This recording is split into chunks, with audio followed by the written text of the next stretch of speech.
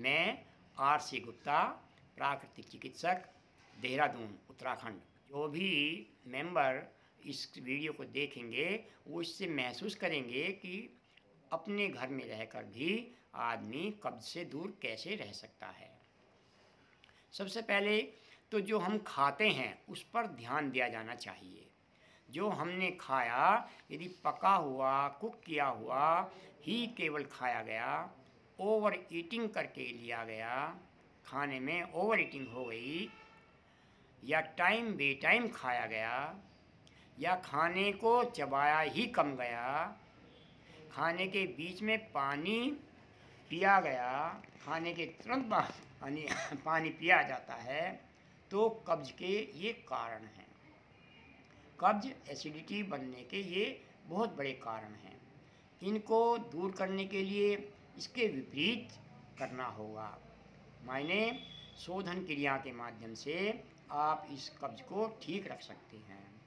दूसरा, जो खाया जाता है उस खाने में एक बालिग मेंबर को जितना भी उसे खाना है उसमें 25% कच्चा खाए। खाने को कम से कम अपने एक टाइम के खाने में 30 मिनट तक लगाए, इतना चबा कर खाए ताकि उसका खाने का स्वरूप मुंह में ही पानी बन जाए। यदि मुंह में पानी बन जाता है तो वो जल्दी डाइजेस्ट हो जाता है। भगवान ने हमें दांत दिए हैं सिर्फ इसीलिए दिए हैं कि जो भी हम खा रहे हैं उसका हम पानी बना दें मुंह में ही। सलाइवा जो बनता है हमारे मुंह से वही उसका डाइजेशन सिस्टम में काम करता है। कोई भी खाना यदि लिया गया और जल्दी जल्दी सटक करके पूरा पेट भर लिया जाता है वो कब्ज का मुख्य कारण बनता है। चाहे आदमी कम भी खा रहा है तब भी कब्ज बनेगा। तो उसको ठीक रखने के लिए यदि ज़्यादा स्थिति खराब नहीं है तो आदमी अपने घर में रह करके इनको थोड़ा परिवर्तित करके कि खाने में आधा घंटा लगाएं, भूख तेज लगे तभी खाएं, इतना चबाएं कि मुंह में पानी बन जाए। खाने के बीच में, किसी भी खाने के बीच में, सलाद के बीच में, फलों के बीच में पानी नहीं पिया जाता। खाने के आधे घंटे बाद पानी पीना अमृत का काम करता है।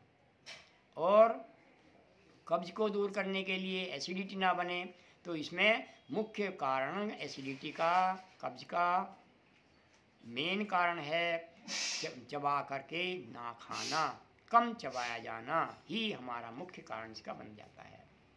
अब इसको हम स्वस्थ अपने घर में रह सकते हैं यदि खाने को तरीके से खाया जाए। भूख लगे तब खाएं, भूख ना हो तो कुछ भी ना खाएं। पानी एक दिन में बालिग मेंबर को कम से कम 3 लीटर पानी जरूर पीना चाहिए।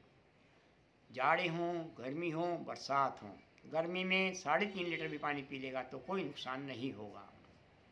पानी बैठ करके पिएं, अच्छा रहेगा।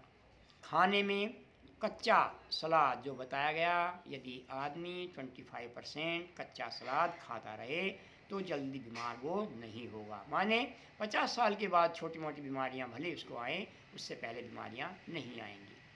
अपने आप को ठीक करना तरीका भी आदमी भगवान ने हमको दिया है कि अपने आप ही आप ठीक भी हो सकते हैं यदि बीमार पड़ गए तो। पहले तो बीमार ही नहीं पड़े। साधु पहले जो ऐसे मेंबर थे वनों में रहा करते थे, कच्ची सब्जी फल खा करके ही पेट भर लिया करते थे, वो कभी बीमार पड़े क्या? मैं समझता हूँ 1975 से पूर्व मेरी नॉलेज में है कि डॉक्टर भी कम से कम 1-1, 2-2 किलोमीटर दूरी पर हुआ करते थे। आज हर तीसरे घर के बाद आपको डॉक्टर मिल जा रहे हैं और बीमारियां भी इतनी बढ़ रही हैं कि उनके सबके पास भीड़ लगी हुई है। इसका कारण सिर्फ हमारा खाना और पीना ही है। यदि इसको ठीक कर लिया जाए तो डॉक्टर की वास्तव में आवश्यकता आदमी को जल्दी नहीं पड़ेगी। एक्सीडेंटल पर्पज़ में तो अलग बात हो जाती है, उसमें तो आदमी को ज़रूरत पड़ जाएगी इनकी, लेकिन डॉक्टर की अपने पेट दर्द, कान दर्द, मुंह दर्द है ना, इस संबंध में कोई ज़रूरत नहीं पड़ती। प्राकृतिक चिकित्सा हर मेंबर को सुटेबल है। अपनी व्यवस्थानुसार कर सकता है, कोई खर्चा इसमें नहीं पड़ता।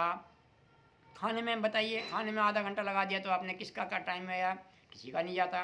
गवर्नमेंट ने भी आपको आधा घंटा लंच का दे रखा है, तब भी आप 2 मिनट में खाना खा रहे हैं। तो गलती गवर्नमेंट की नहीं है, गलती तो हमने अपनी खुद की कर रखी है, ताकि हम जल्दी जल्दी खाएं और अपने आप को बीमार करें और अपने पैसे जो कमाए हैं वो सारे डॉक्टर को दे आएँ।